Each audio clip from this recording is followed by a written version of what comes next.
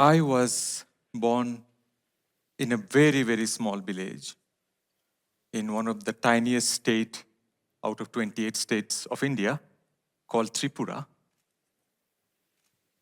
Just about 3 million people. You can imagine it's really a tiny dot, yeah, of 1.4 billion people. That state also used to be still called one of the, they call seven sisters. Seven sisters, I don't know why they call sisters, would have been called brothers as well, but I think they're beautiful. As always, sisters are beautiful, right? That's why they're called seven sisters. The most beautiful part of India, but almost out of bound, most underdeveloped, no infrastructure, and have been neglected for years. My father was a school teacher, and my mother raised 9 children. I was the last born with 6 sisters and 2 brothers. When I say village, proper village. Not those, I have been to many villages, but I can tell you there was really a proper village. Yeah, you don't have all of this, modern life complexities of electricity, roads, transport. No. There was nothing. We were not poor, absolutely not. But our life revolves around that village. So we knew everything about that was our world, the village that we lived in. As I said, my father always used to speak about education. But as I look back, my sisters, all of my sisters, none of them went to college. Not because they are not good in studies. It's just that back then, and it is India, and it's not Kenya, my father was a school teacher. We had very, very small quantity of lands, but he was thinking about how do I, in his lifetime, make sure that he can pay for the dowry of all his 6 daughters. Yeah? Sounds different? I'm sure that's not Kenya. It's the other way. We used to hear about a rich uncle, always this. So that's from the maternal side. We have seen all our uncles, cousins, everyone from father's side. But we always used to hear about this. Oh, there is one uncle.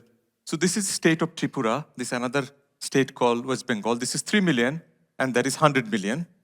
And there is a place called Kolkata where that uncle apparently used to live. 1971, a very important year for what has happened in my journey of the stories that I'm going to tell you. Our village was just where we were living. Our house was just about 2 kilometers from the border of East Pakistan. Those of you are aware of it, the India partition, India, Pakistan, and there was West Pakistan, there's East Pakistan. So this is East Pakistan. So that's where our village was. March 1971, we hear from the community radio. That's the only way of communication, where you hear what's happening. From the community radio that war has broken in the neighboring country as they have declared independence. They want to be liberated from West Pakistan. So one day, out of nowhere, you see some strange things flying, what is modern day we call this aeroplanes, which you have never seen before. And then we see, again, modern day, we didn't know what those things, strange looking things, they just appeared out of nowhere. The tanks, artilleries, overnight, the whole small village, they built bunkers because Indian army or India decided to take part in that war to liberate East Pakistan. One day, army announced, saying, you have to leave this place. This place is not safe anymore. So what do? You are homeless. Literally, you are homeless. So government of India at that time were also dealing with refugees from the other side of the country. So they cannot just manage so many refugees. There are so many people homeless now. So we decided, like many others, to look for safer places. And as always, there is one good Samaritan. We have no idea about who they are. We went deeper into a few kilometers away from that place, and they gave us shelter. But how long? They also became restless, saying that how long this family is going to stay with us. And remember I spoken about that rich uncle? So looks like they came to know about us, our existence, our whole existence is at stake. And one day, to our joy, we hear that he now is ready to take us back all the way to Calcutta. Just to give you a sense, from where we are, from the village, we have to go by road, it's roughly about 5 days. The terrains are very rough. You have to, it's really, really tough journey. So typically what they do, everybody does, or who could afford to do that, is there is an airport, there is one flight to Calcutta, so you go there. Now, for us and for me, as a child, it was almost unbearable, the anticipation of what I heard about. Is this real? Is this true? Someone who haven't seen automotive. Now, we are on a flight, to Calcutta, the wonderland.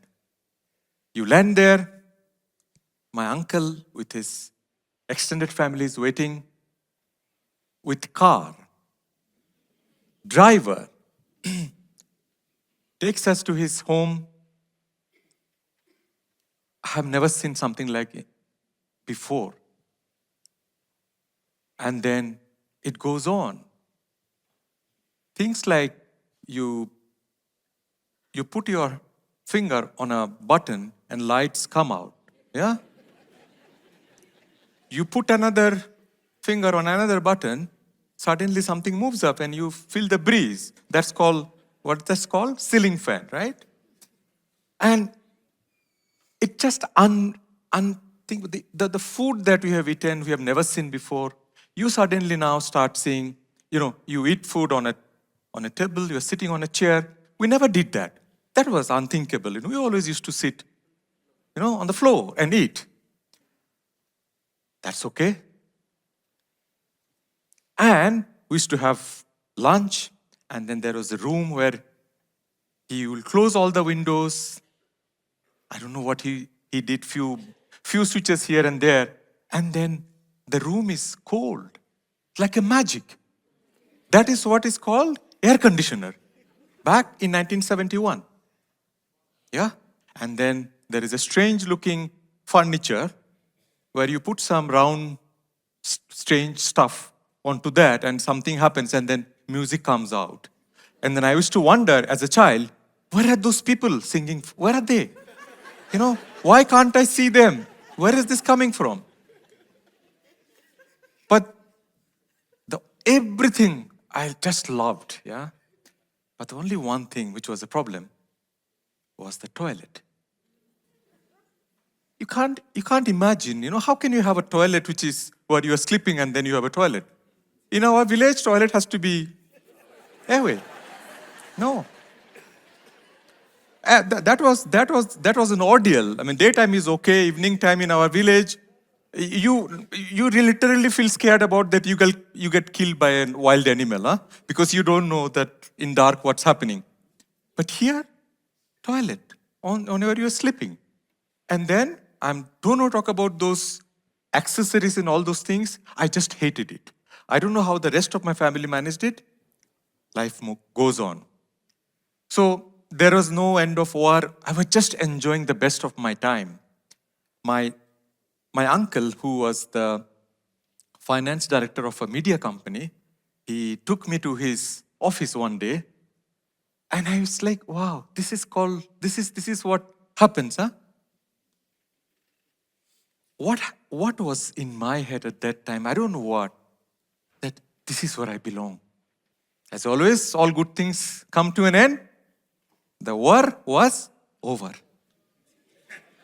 I cried that day. I'm not joking. I cried that day.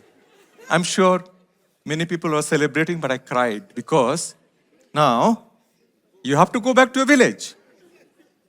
We go back, warm welcome. There was nothing left of our house. Yeah?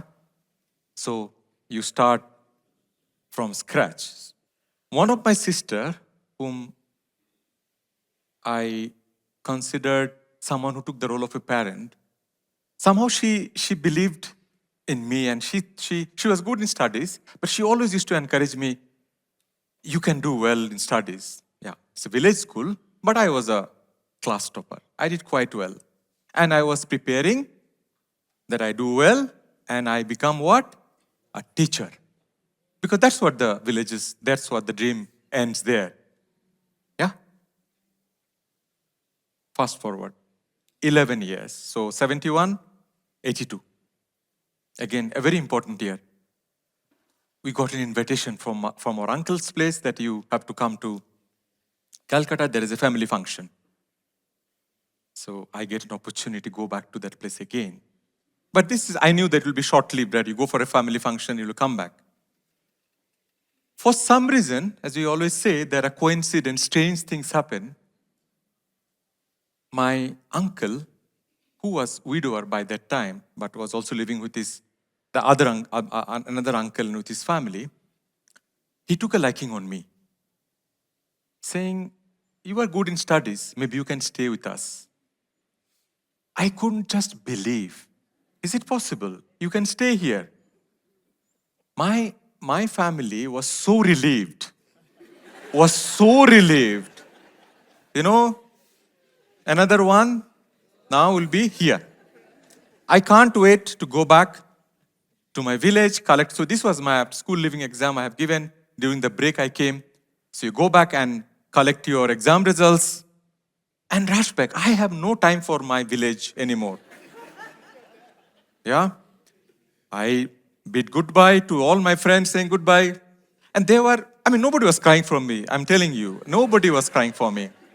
A day before the flight, I decided saying that, I have to inform my uncle, right?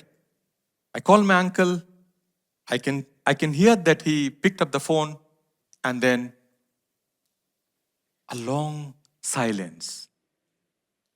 And I keep telling him that my flight is tomorrow at this time. Will you send me a car so that I can come to home, And then after a long silence, suddenly a voice comes alive, and a very stern voice saying, no, Dilip, you are not coming.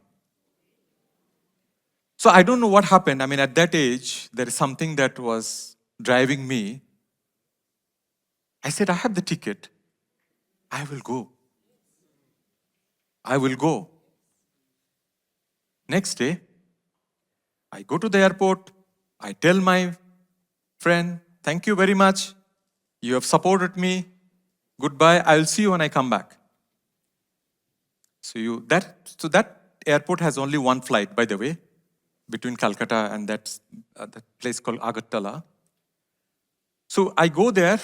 The friend has gone, and at the counter said, excuse me, sir, flight is cancelled. So I have a ticket, and I don't have a ticket. I don't have money to go back to the town to stay in a hotel to come back next day. So I decided, let me enjoy this airport. Because nobody stays there. Nobody stays there other than few whatever guards or the police who guards that. I said, let me enjoy this. And I slept overnight, and I was very lucky. God has planned for you. So because I was lucky, because I was at the airport, first thing in the morning when the airport opened, I went to the whosoever manager or people came in. I said, I'm in distress, so I must get a ticket today. Can you help me? Yes, help came through. So I have the flight. I land in Kolkata. And of course, there was no car. I took a bus and I went to my uncle's place. And remember, the flight was a day before, right? Even if in his wildest imagination, if he thought that I will come, but that time has gone by, right? So I ring the bell, he opens, there I am. And literally, he was frozen. He sees a ghost. Ghost. Said, wow, you're here. But luckily, again, God has planned. I wasn't driven away. I was allowed to stay. Now I have shelter, I have food. But that warmth has gone. Yeah, things have changed. Remember I told you, he said, now we don't have to come because I'm not wanted anymore.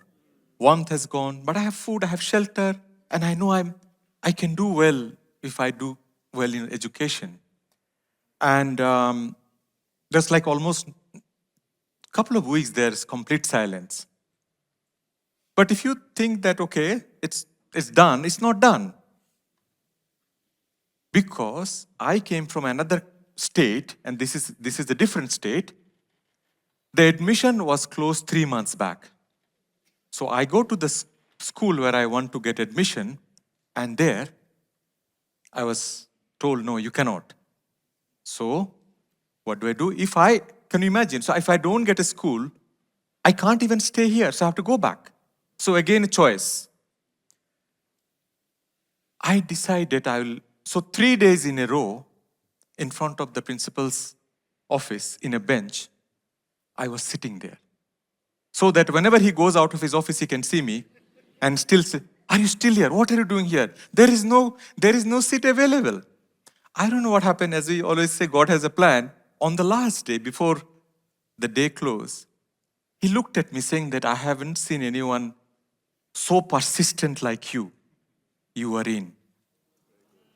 I got the admission. Now, fast forward, the school was very difficult for me because I came from a village, and here I am in Calcutta in a school. They were not my friends at that time. They were not still friends. They used to call me, my name was actually Tripura, not Dilip. Because, oh, look at that Tripura. So there was something in me, and I don't know, it's like, so I really put my heart and soul behind that 2 years of what we used to call the 10 plus 2. I did very well to a point that academic results of that 2 plus 2, when it came, they couldn't believe this. I don't know. I mean, sometimes, you don't even realize that you're studying, but you don't know where you'll end up. I have broken all the previous records. Yeah. Suddenly, I was thinking, who is happy? My uncle. He knows that I have done it. My sister, who really believed in me. Yeah. And of course, my father, but they were far away. So, the opportunity just opened up. Just one academic results, I can go to the best college. Wherever I want, I can go. Yeah.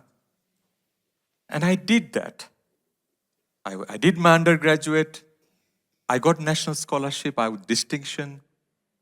I continued that family. That was my family. My uncle was my parent. The brothers, sisters, they were not like cousin brothers. They were like my brothers. That place, I stayed for 9 years. As far as education is concerned, I did undergrad. I did my master's. I became a chartered accountant. I became a cost accountant. All from that, staying in that family, with that family. Now, when I look back, there are many what ifs. Yeah? What ifs? What if we were not, if there is no war, if you are not displaced? What if I have listened to my uncle and go back to my village? Yeah. What if I didn't persist as much as I did for 3 days in principal's in front of principal's office? What if I have not considered that family as my family and did everything that I could do? There are many what ifs. And there are many what ifs even later on in my life, including this is my 10th city that I am working. My daughter went to 9 schools before she went for her undergrad. My wife, who is here with me, they sacrificed in a way, traded off because I was building my career. Yeah? What if they are not doing it? So as I look back, what I think, what I know is world doesn't hand over to you odds. It gives you choices. Yeah? Messy choices. Yeah? And what you do with those choices is what makes you who you are, but you cannot, you have to live the consequence of those choices to be able to understand whether you made the right choices. Because you can only look back and connect the dots. So I ask you, we heard some of those, but I still ask you, what odds are you facing? And what choices are you making when world says no to you? Thank you.